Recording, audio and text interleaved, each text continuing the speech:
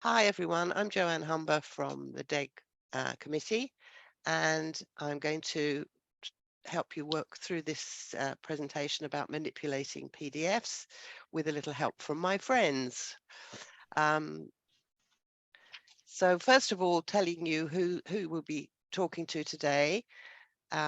First of all, Michael, would you like to introduce yourself? Hello, I'm Michael from Kofax. And Lee? Afternoon, everyone. Lee Trevallion, again from Kofax, and I'm a consultant sales engineer.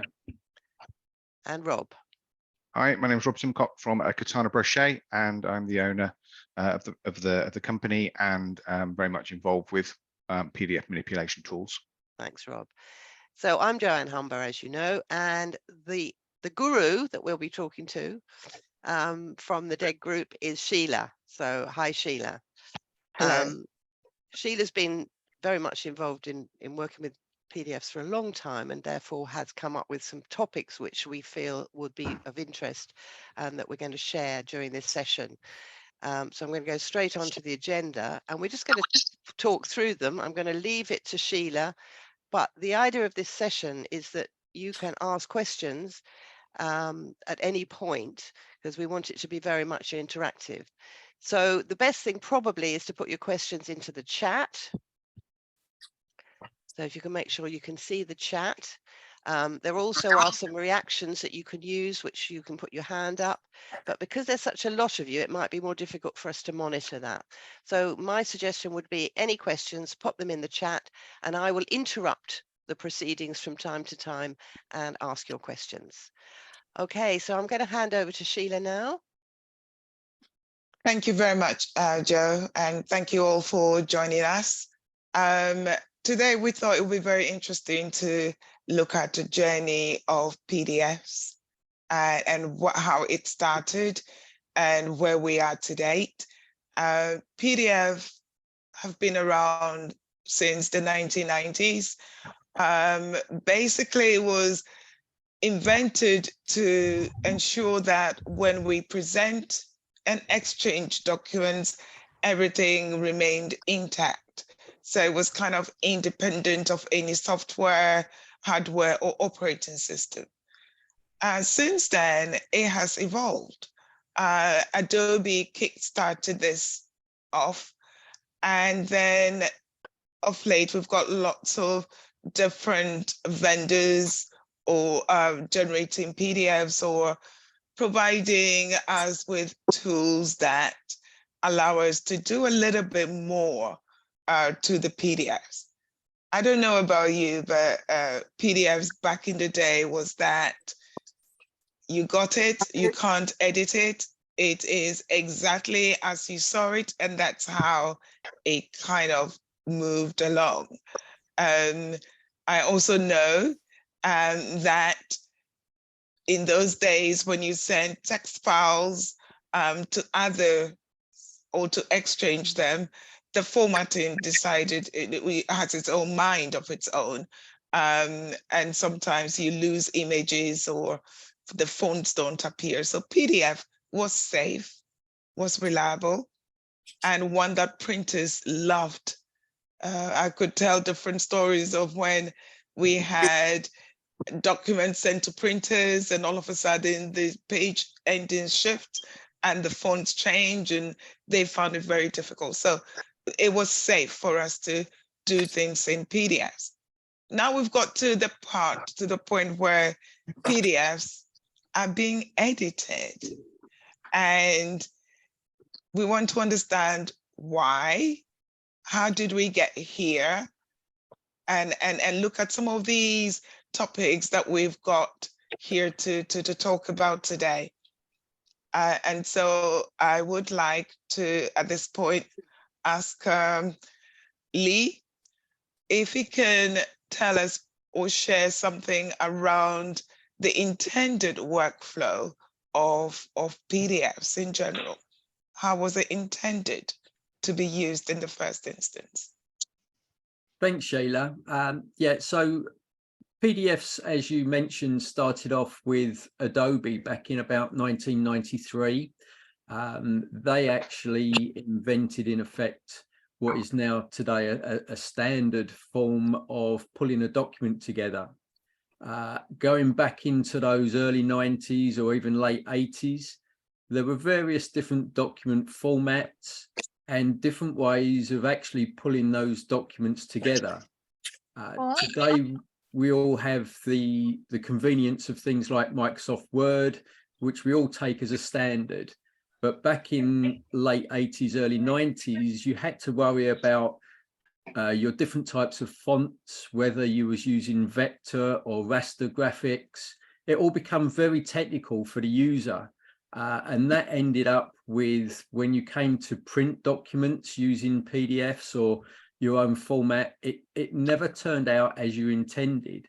And so the reason Adobe really brought this PDF standard together was to try and harmonize all of these different types of technicalities that sit at the back end of the document into something that was really more user-friendly and became more stable to actually produce print output and actually view on the screen.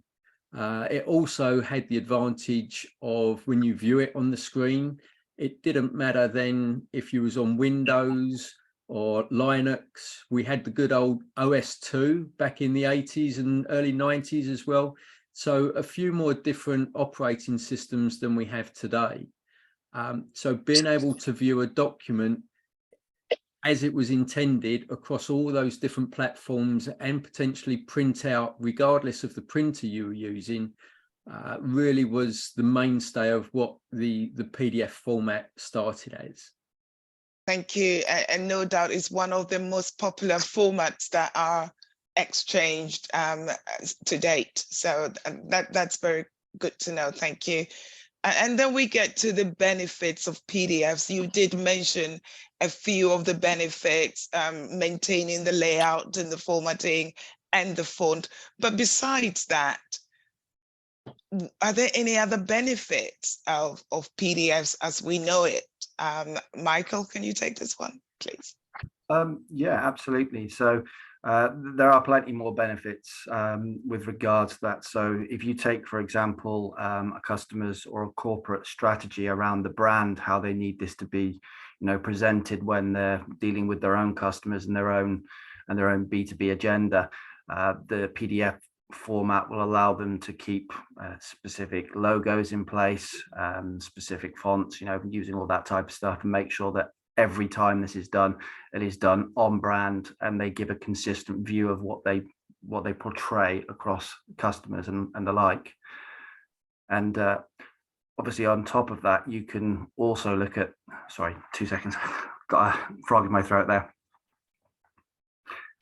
And also outside of the branding, there's also keeping specific security elements, specific information, how people can actually access these documents, what they can do when they have those documents, how they can potentially view, can they copy, other areas like that. So they're able to secure specific information around that as well. That's cool. And not to forget redaction, because that's something that most other software don't do very well, but PDFs or PDF editors do allow us to do redaction, and we love redaction in the legal world. Yeah, redaction is a very, very important tool from within a PDF toolset. Again, the ability to remove the sensitive data, and not just remove it or cover it up, for example. So there have been elements before in other tools where the redaction is more of a layer, or it's more of an overset onto the document, and more advanced PDF tool editors are able to potentially turn that off. So yeah, and Drew's just pointed out file size as being another benefit, of course. Yes, yeah, absolutely. Adapting file sizes as well, getting these huge files, compressing them down where required in order to be able to send them.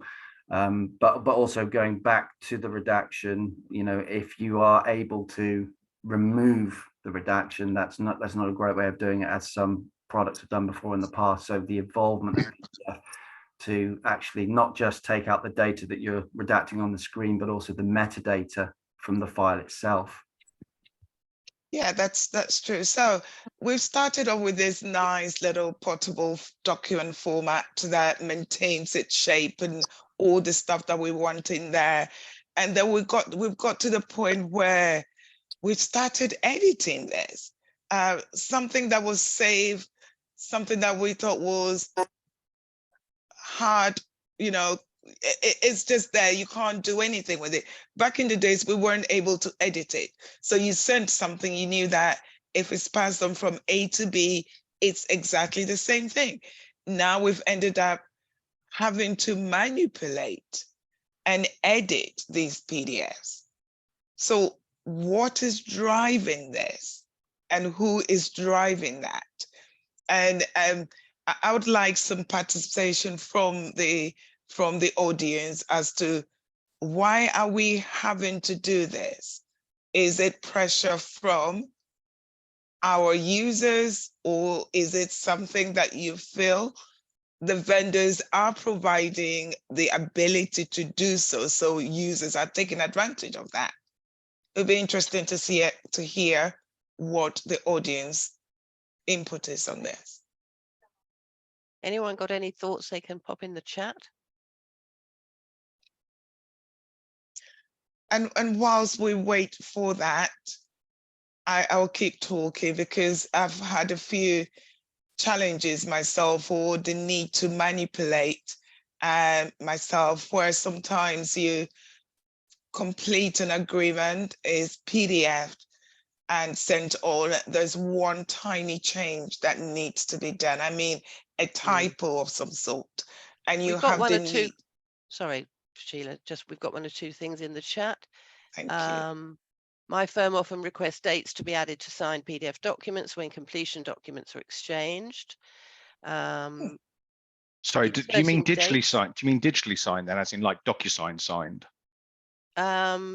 It doesn't say whether that's Because the if they case, are, really, but obviously the whole point is you're not supposed to be editing the document No. once it's been digitally signed, because it'll break the digital signature. No, I think it's more about, yeah, a signed PDF document. Yeah. And then most of edits are stamped, signatures, highlighting. We encourage users to go back to the original Word document to perform major edits. People don't like having to return to the original document to make small changes. Electronic signatures, amending court bundles. We also use PDF documents compiled for courts in document bundles. I think it's looking like, you know, changing dates, made minor changes, text changes. Matt says our lawyers need to edit to make tiny changes to a document when going back to the client would be time consuming. Claudia says work from home has had an impact. Fee earners will not be printing large documents at home, but mark them up to PDF and submit to DP. Filling in forms that don't have form fields. Lots and lots of thoughts here. Minor changes, adding dates. And I think that's probably indicative of a few different types of users as well. So PDF editing can be seen in different ways. So for example, if you take the intended end document, whereby you have a group of people collaboratively working on it, but only one person is really editing it, then you can have the ability to make track changes, mark up, annotate PDFs, so that it gets back to the eventual end user, who can go on, take on board these changes, you know, make those changes and send them back as part of a process from within a business. And then you have, you know, other users, more technical users, who will be working with PDFs on a regular basis, who can receive PDFs. And, you know, with advanced PDF editors these days, you will have views where you can almost go into PDF, and then you can start to make your amends and make your edits from within the PDF and from within the format that it was created. So when you're deleting, moving things around, swapping out images, editing tables, things like that, you can do that from within an advanced processor without requiring to convert back to file type first. Sure. And do it. Yeah, Heather points out that she thinks mobility has driven some of this need to make I think one of the biggest impacts has been, you know, we're living in a society now where everyone wants things done now. And so, you know, if you've got a document that's locked, that can become quite frustrating. So the advantage we now have with PDF is it can travel across different platforms. And if users have the tools, they can make a lot of those changes that are in the comments immediately. There's no then, you know, long drawn out delay about sending it back to that person to make the change. Some people would prefer to work in an editor that has a lot of tools available to them, so they don't have to go back to the original. So I think that immediacy now, and especially in businesses, that's a big driving force, that businesses themselves want to empower users to quickly turn these documents around. So there's no real delay in moving these documents out ultimately to our end customers that need them in a timely format. Yeah. So Rob, what's your take on this? On the need to manipulate, or the change, or the challenges? The need to manipulate and the driving factor. Yeah. So I mean, I see a lot of people wanting to manipulate scanned documents. So they've started off with a piece of paper, someone scanned it in, the original is no longer around, the Word original isn't around, so they want to be able to edit that document or add some details, that date, leases and things. So they'll use the OCR engines to get it back into a format, and then either edit directly into the PDF itself or get it back into Word. And especially for people that want to actually restyle documents into their house styles from the original document itself. So they'll OCR it to Word and then use a restyler. Was it good? Sorry, someone's talking there. I get a restyler to get it back into their house styles with all the correct numbering and paragraphs and things. So I suppose really it's the life cycle of the document, and more people, I suppose, working with a PDF. If you haven't got a lot of knowledge of Word, working with a PDF is certainly a lot easier with the correct editing tools and things, rather than Word, Word is fantastic, but to do a lot of stuff in there, you've got to have quite a deep knowledge of how it actually works. Yeah. I'm struggling here to understand how we've got to this point. So we've got PDFs, there's the need, the workflow has changed, the whole document life cycle, not just now includes the PDF aspect of that, whether you are scanning or to a hard copy into PDF, or whether you are actually converting a Word document, for example, into PDF. That has changed. But at what point did vendors decided that, yes, we are going to make tools available to enable users to do these things? What is driving that change in the workflow and the availability of those tools? Lee? Yeah, so I guess my view on that is, you know, if we go back to a little bit of the history of PDF, Adobe owned that from about 93, and it didn't really become an open standard until around 2008. So it was almost proprietary Adobe technology up until, you know, about 15 years ago.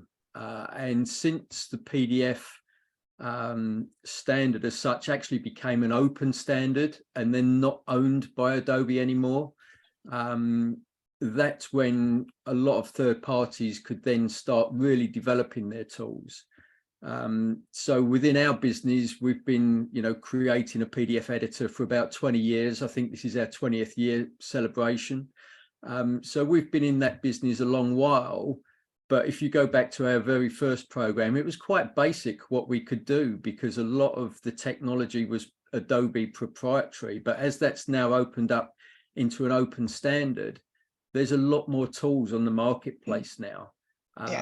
So I think that's why, you know, the ability and the desire to edit PDFs now has become much more widespread. You've got a lot more vendors in the marketplace that can allow you to edit PDFs and manipulate them now. And also on the other side, you've got the businesses and the user demanding they want these tools now. Absolutely. I hope you're looking at the chat, because there's some really good information being posted. So do keep an eye on the chat as well. Sorry, Sheila.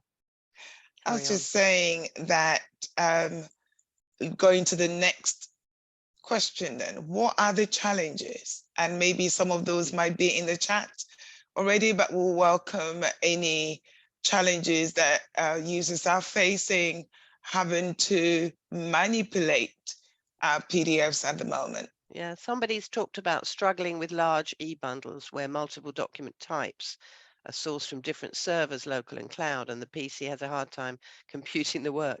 Time taken and crashing are some of the main frustrations. Yeah, Joanne, and from that side, that generally I think that's the interesting thing with dealing with the legal market is that people generally want to use one software package to do everything. But I think for PDF bundling and normal editing, they're two different things that you're trying to achieve. And so what I'm seeing with most firms is they're ending up with two packages, one to do the bundling because that's what its primary purpose is, and that's really good, and then the day-to-day stuff. Now clearly a lot of the tools out there will do a little bit of bundling, but nothing like the legal market needs. So you need to be using a specialist bundling product for that normally. Okay. Any more challenges from the audience? Again, large bundles, that seems to be the issue. Mhm. Sometimes struggle with reducing the size. Yeah. We encounter that a lot. Yeah. We get a lot of calls for making the PDF smaller. Somebody said 2 packages, good advice. Thank you. I'll let our IT team know to stop being cheapskates. Yeah, IT are definitely against having double packages to what they would see the same thing, but it's like having a motorbike and a push bike kind of thing. They're different purposes. Yes, yes. So there are obviously challenges in the editing. There's the sizes and everything else that everyone has said, but also when we look at scanning documents into PDFs or vice versa, it does not do it quite well. And there's still a lot of manual tasks that one has to go through to remove extra carriage returns or extra line spacing, and sometimes readability also is a problem. I don't know whether there is software out there that makes it life a little bit easier, and whether users do find that useful. Sheila, if I can answer that one, the all OCR engines are not born equal. I think that's the starting point. So as we see with lots of firms using different packages, and there's the main package that a lot of people use, and there's other packages. But again, back to people using 2 products, I see some firms using 2 different PDF editing tools because one of them has a better OCR engine than the other one, and the other one has better tools than the other one. But from our side, because you're talking about the carriage returns and things, clearly because you're going to want to put that back into house styles afterwards, from our side, we've been able to, I suppose, manipulate the OCR so it's more friendly, because we know the end of it is that you're going to want to put it back into a Word template. So we almost have 2 settings now, one for just normal OCR and one for documents that are going to end up in a house style. So back to you were talking about the lifestyle of a document, because we know where the end point of that's going to be, we can take out some of the things that that aren't required, like you're saying about the carriage returns, because that is the killer. Yes, yes, yes. Okay, is it good to move on, or has I think anyone? so, yes. I think the obviously security, compliance, etc., they're being raised sort of as part of the chat as well. Yes. People lawyers wanting to amend a date or something on a DocuSign document. Yes. After they've been signed with it, Yeah, so with one is of the assumption that PDFs are secure, they are compliant, especially when you've got signatures on it, and yet we are doing things that kind of compromises the process. But nothing is stopping us from doing it, so we're doing it.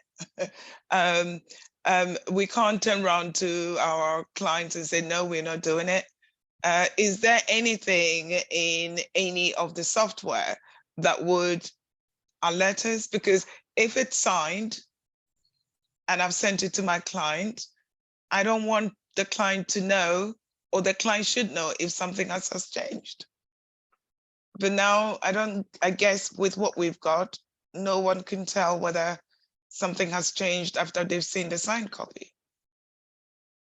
Well, what you need, I mean, it's two different things here, I suppose. The electronic signature, i.e. you're just putting a signature onto a document, a JPEG or whatever, a stamp, or an actual whole digital signature that you're sending via DocuSign or Adobe Sign or whatever from there. So the thing is that, yes, lots of editing tools out there. So people always need to remember to flatten the document, because that's a massive thing. People make edits and annotations and things, then don't flatten the document, so then when they send it to somebody, they can see all the edits and changes, and can change whatever they need to, or add a digital certificate to the actual document itself. So once you've signed it and you've done everything, you add a digital certificate to it. So once it goes to the other party and it comes back to you, if that's been broken, you know something's changed, rather than a lot of products, and we do a bit of it as well, comparing PDFs side by side, which of course is just mind-numbing. Even using the software, people are going to read through the whole document. So I still think the idea of adding a digital certificate to the document, if you want it to be secure, is the best way. You don't need to know where it's changed. You just know someone's changed it and you can tell them to stop it. Yeah, I've just had a chat flashed by. That's why we need track changes in PDFs. Is that something that's possible?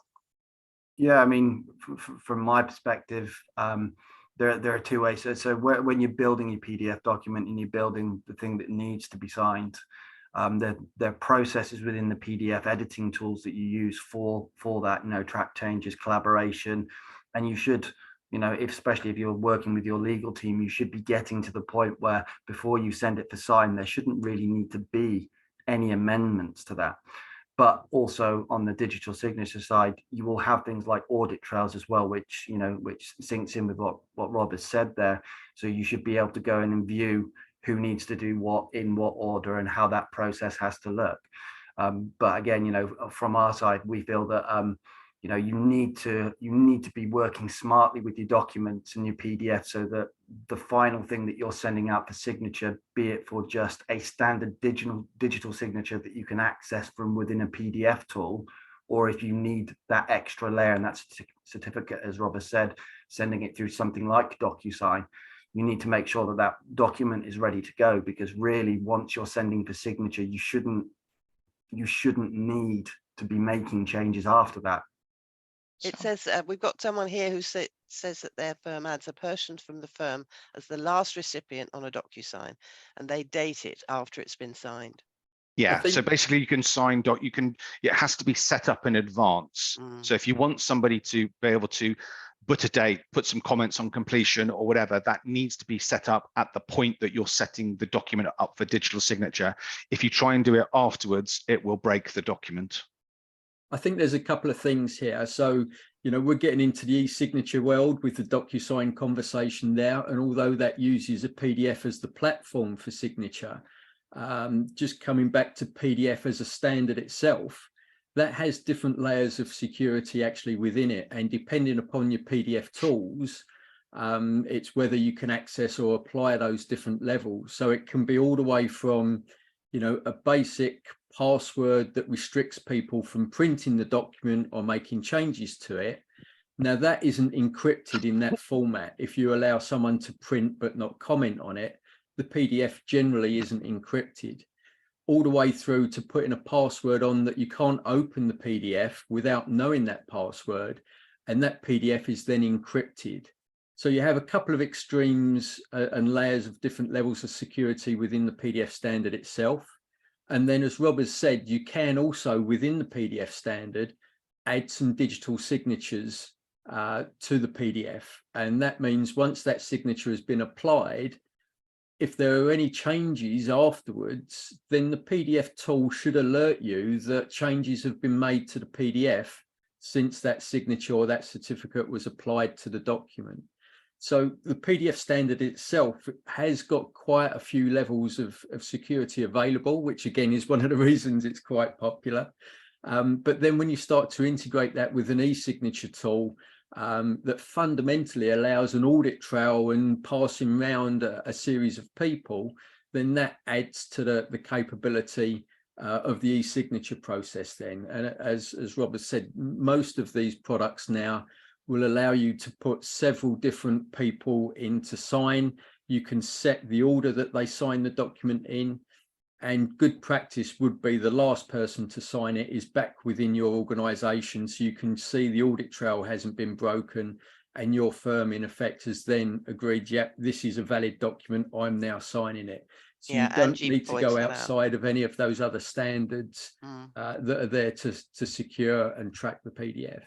Yeah, Angie's pointed out that it's best practice they set the fee earner as the last in the chain of a document signing process, who will be responsible for adding the date of completion.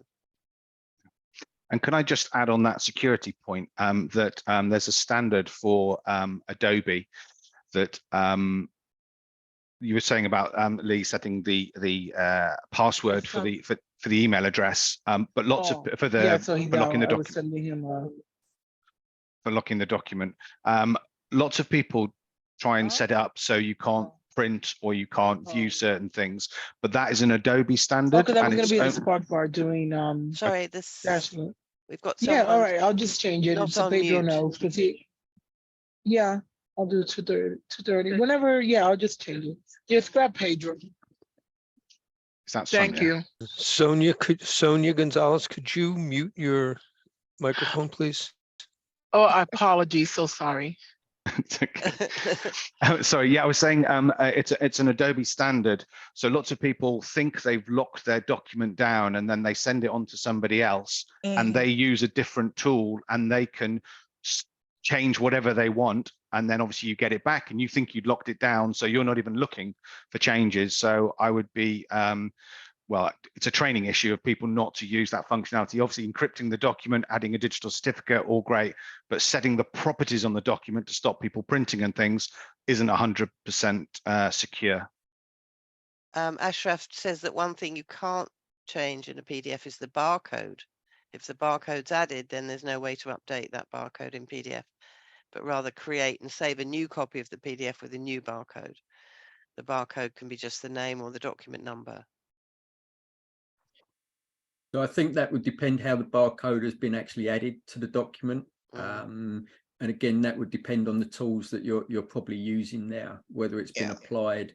Yeah. You could apply it as a form field, as a form in effect, and using a font as the barcode there.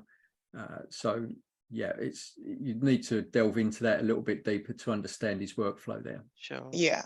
It looks as if once we get a request from our users, we find ways around it to do it for them anyway, whether with the aid of any tools or not. We try and give them what they've asked for, which is quite interesting. So moving on to compatibility. I know we said PDFs came out in the 1990s.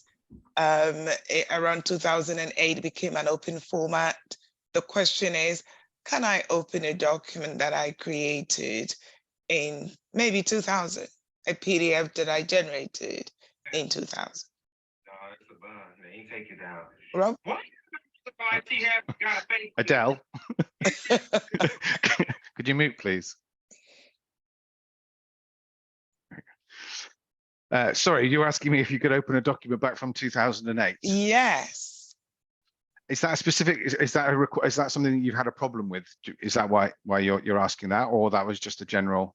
It's just a general question because I know that in the legal industry we are asked or required to store documents for a specific length of time, and 2008, it's around like 14, 15 years ago. Yeah. And we may still want to open a document. Can we open it? I haven't come across a problem that people can't open documents, so I'm not aware of someone coming back to me and saying we're trying to open this, but there's no reason why not, because it's an Adobe standard. So if you'd saved it back into the old format of Adobe are still backwardly compatible on that side. So yeah, not a problem. So yeah, one of the things I guess is the PDF standard. There are different versions of the PDF standard that have come through over the years. So in about 2008, the current standard then was version 1.7. So as long as you've got a tool that can open a 1.7 or earlier version of PDF, then you should be okay. And there's now things actually within the PDF standard to ensure you can open the PDF in many years to come, which is the PDF archive standard. So if you're going to save any PDF that you know is going to need to be for long-term retrieval, and this could be in the tens or even hundreds of years theoretically, then you need to save the PDF in that format. And it makes sure then that all the things like the fonts that you're using are actually all embedded in that PDF.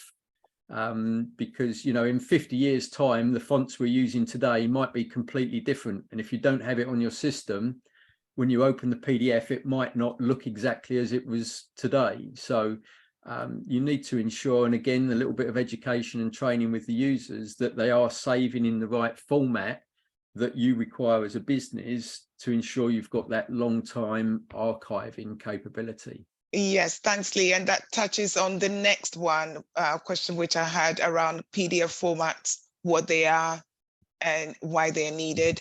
And that touches on that. That said, there is the PDF-A, there are other PDF formats. And I don't know from our audience whether we are saving our PDFs in the archived format or not, or whether we are not aware of that. It will be interesting to show hands how many people do know of the PDF-A format, and whether we're actually saving our PDFs in that format. It will be interesting to note. Also, is it something that is used here in the UK, on this side of the world, and also in the Americas? Is there anything stopping anyone from using the archived format? It's interesting, Sheila, that a lot of people already say, I did not know about that format. I was not aware of another PDF format. I thought required by the courts. I wasn't aware. So, I think. Yes, here in the States. Yeah. Yes, here in the States, some courts require PDF-A. Okay. Yeah. Yeah. And when you save into PDF-A format, do you lose anything, Rob? Is there something that is lost when one saves in PDF-A format? Actually, I think Lee might be better on this one because I don't really have a lot of experience on PDF-A. Yeah, sure. So when we talk about PDF-A, it's not just one standard. There's quite a lot of standards, and this can be a little bit confusing. So if you just look at PDF-A, you've got /1A, 1B, 2A, 2B, etc., etc. So something along the lines of 11 different PDF-A standards. And each one of these different standards is really tailored probably to a particular marketplace or vertical. And that means each one of them will ensure different levels of compliance moving forward. So things like if you want to include video in your PDF as a clip, there's a PDF-A standard for that. The simpler ones, the PDF 1A, 1B, is really around just making sure you've got things like fonts in there.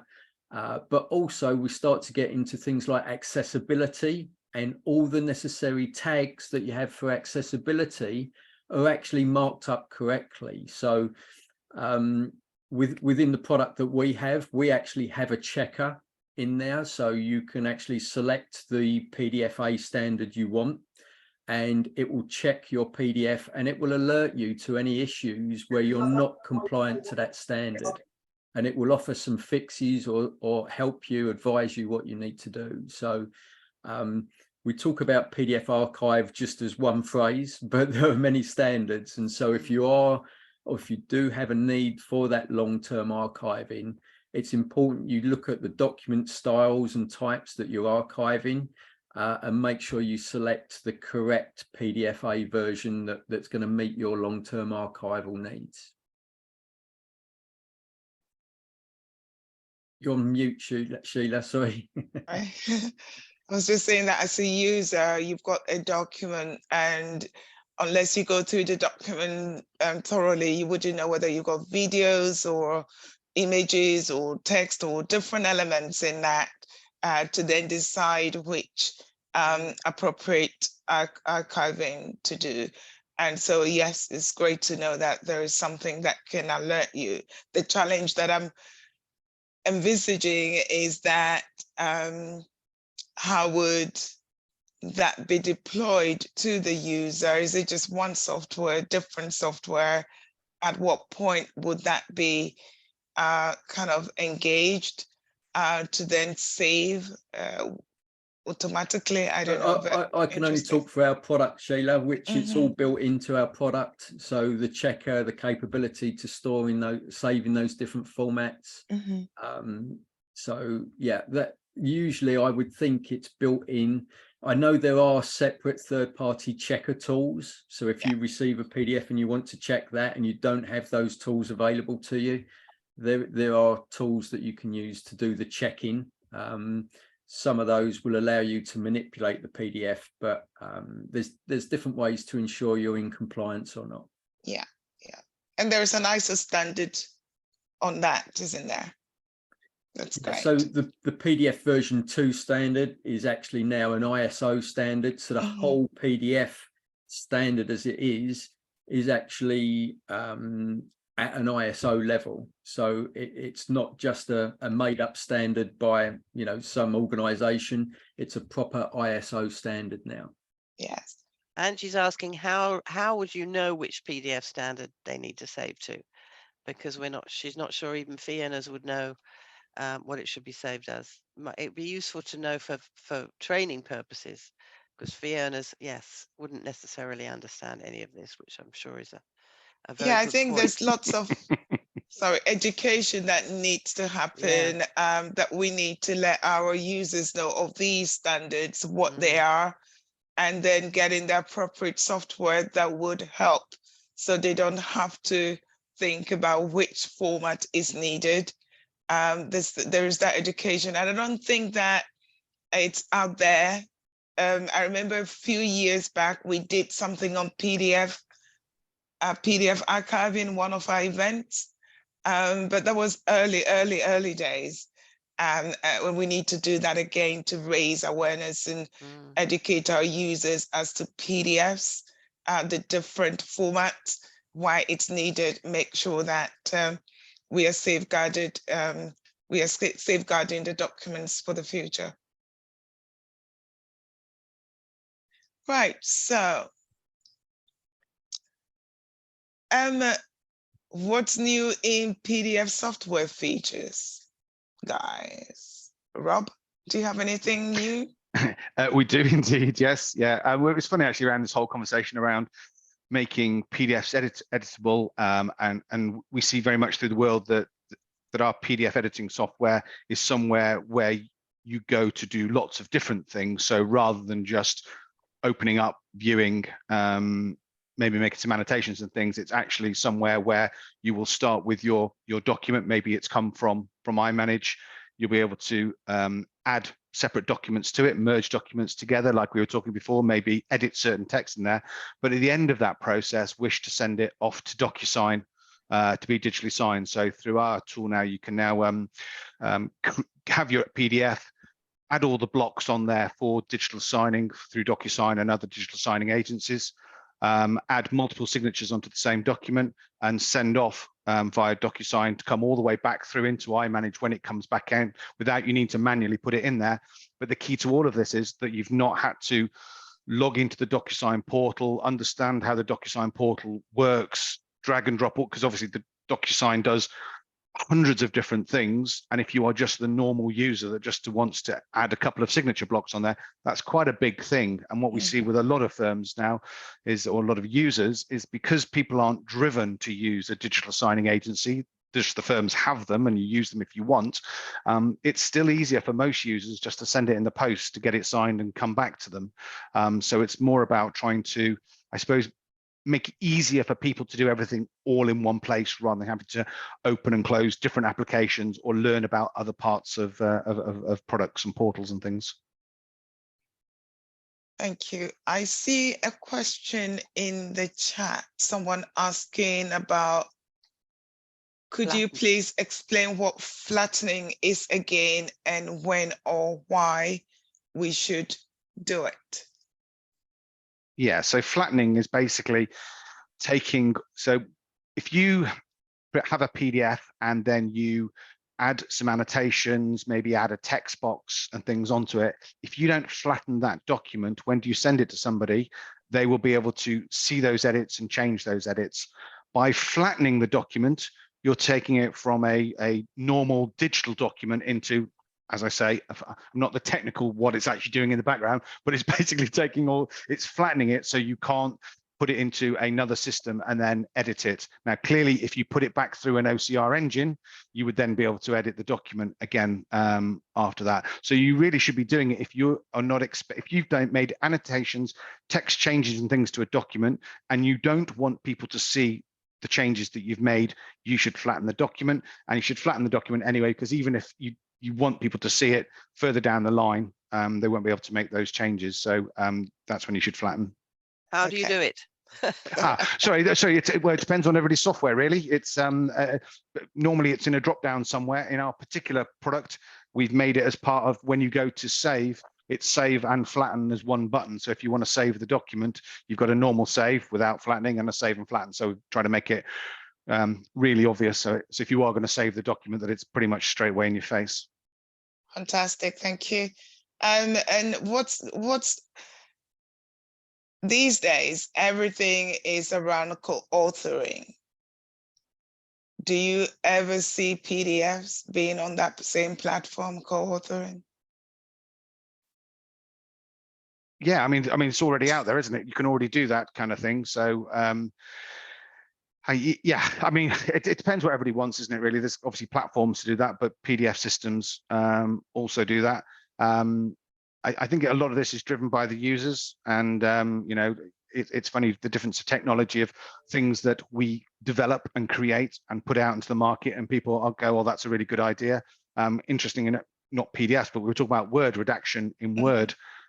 Which is now becoming a thing, so people don't have to save it to PDF and then redact it. They can actually redact it in Word in the first place. So I suppose there's a 50-50 of stuff that we produce and push onto people, and things that people say, isn't that good? Wouldn't it be good if? Yes, that's great. And so we started with PDF being a portable document, stable, secure, to one that is now editable, manipulating in different ways.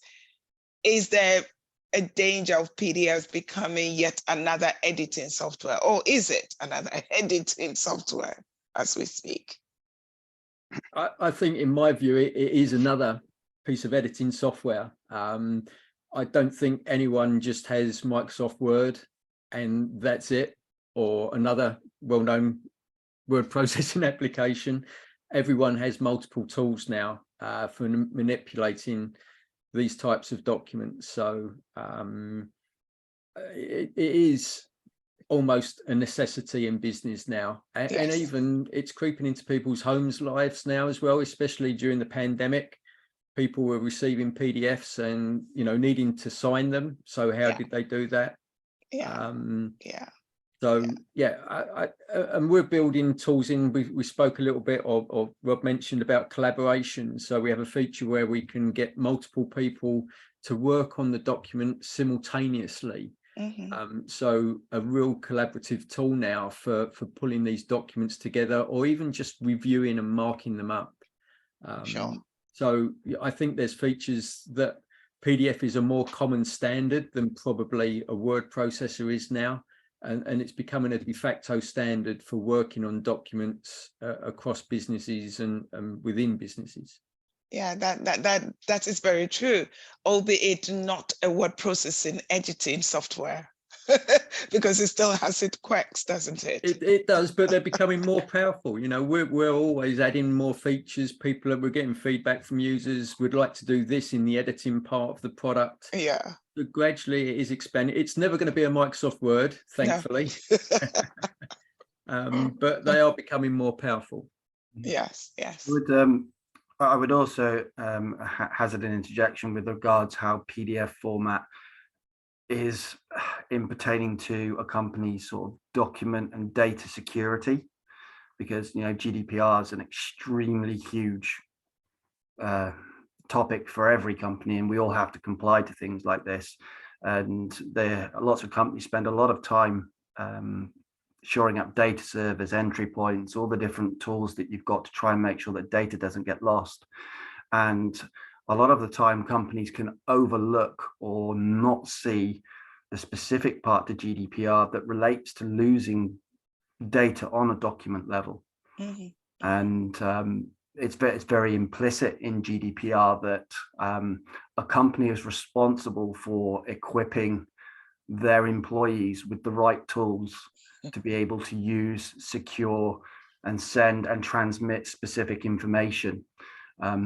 Losing a Excel spreadsheet with specific types of data over an intranet or something else like that can have massive implications from a GDPR perspective, because if you are shored up from a high level on the data side of things and you have a breach, you have cover from GDPR.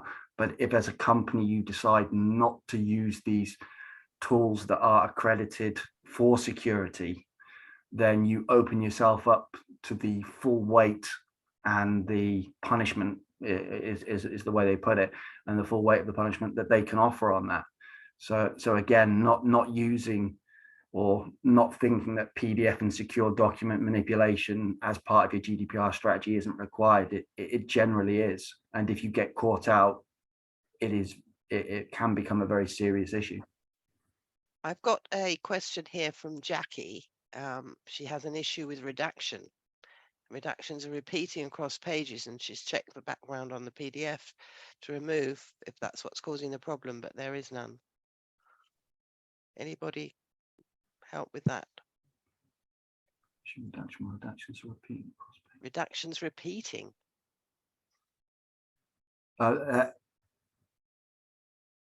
Is she looking for a specific key term there, so that the software itself is finding that key term across every page of the document, or is she trying to redact just a single specific instance? Yeah, just says Jackie, you need to explain. Yeah, Yeah, Jackie, why don't you unmute? You could switch your mute off and tell us.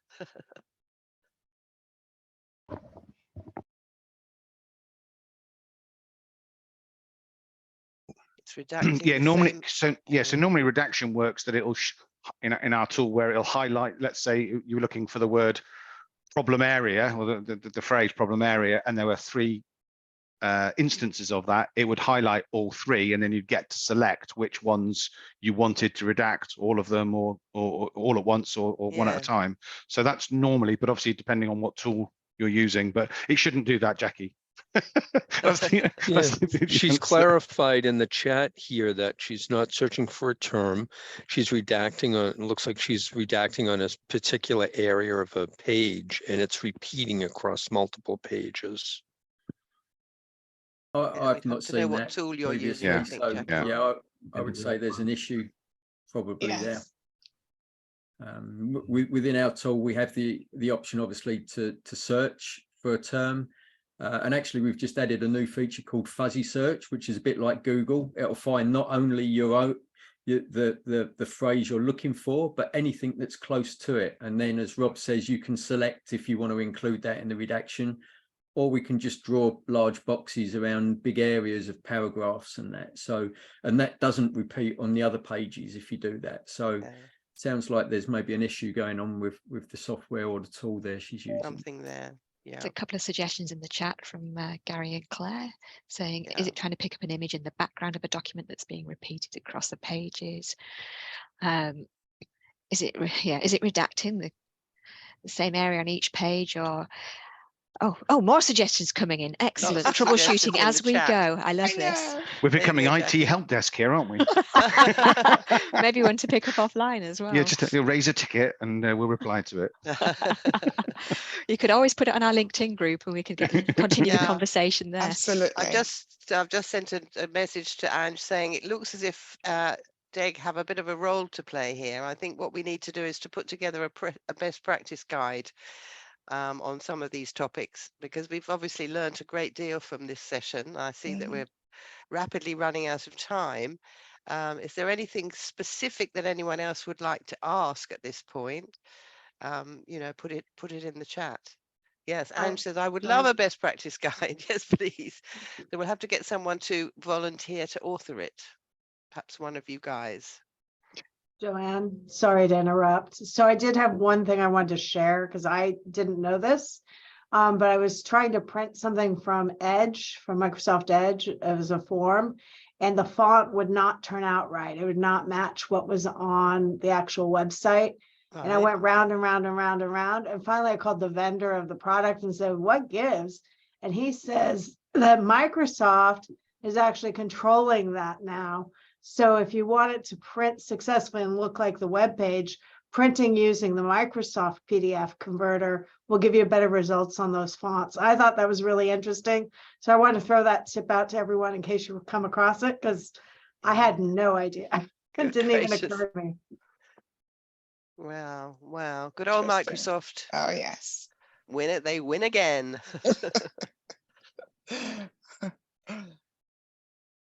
Yes, we will definitely let you know when the recording is ready. It will be on the docexcellence.com website.